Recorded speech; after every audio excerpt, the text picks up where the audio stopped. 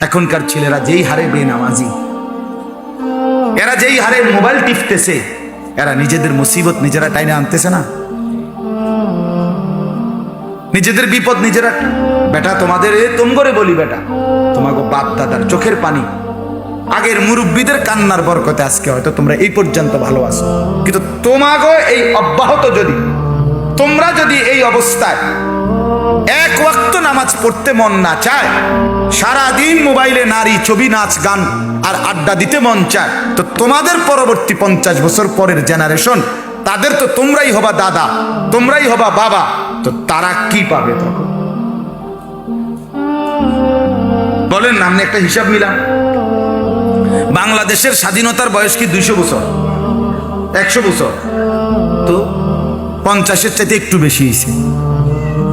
তাহলে একটা দেশ স্বাধীন রাষ্ট্রে মাত্র অর্ধ শতাব্দী, 50 বছর যাইতে না যাইতেই যদি প্রজন্মের এই নতুন জেনারেশনের এত অধপতন, তা আগামী 50 বছর পরে,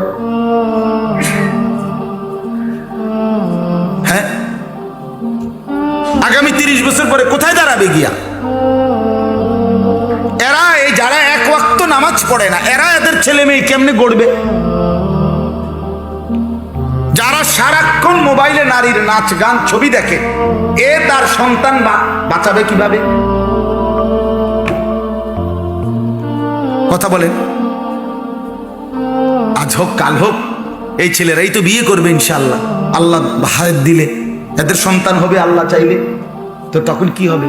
জীবন মানে শুধু ফুর্তি? জীবন মানে, জিন্দিগি মানে কি শুধু ফুর্তির নাম? জীবন মানে শুধু নাচানাচি? জীবন মানে শুধু কক্সবাজার?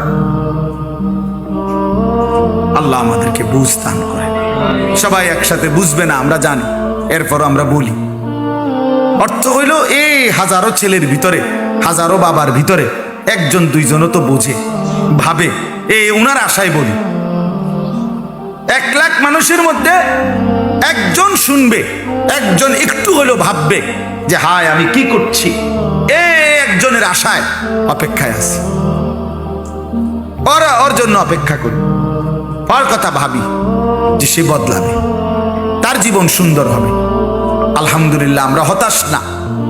প্রতিদিন আলহামদুলিল্লাহ দেখি বিভিন্ন জায়গায় ঘুরলে ফিরলে একজন দুইজন করে 2-4-5 জন ছেলে পেলে ধীরে ধীরে আল্লাহর দিকে ফিরতেছে, আল্লাহর দিকে ফিরতেছে, নামাজ রোজায় তৃপ্তি পাচ্ছে।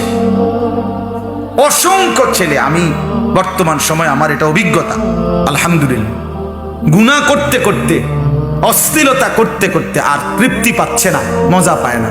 আর কতক্ষণ মোবাইল টিপবার, কত বেড়ি চাই।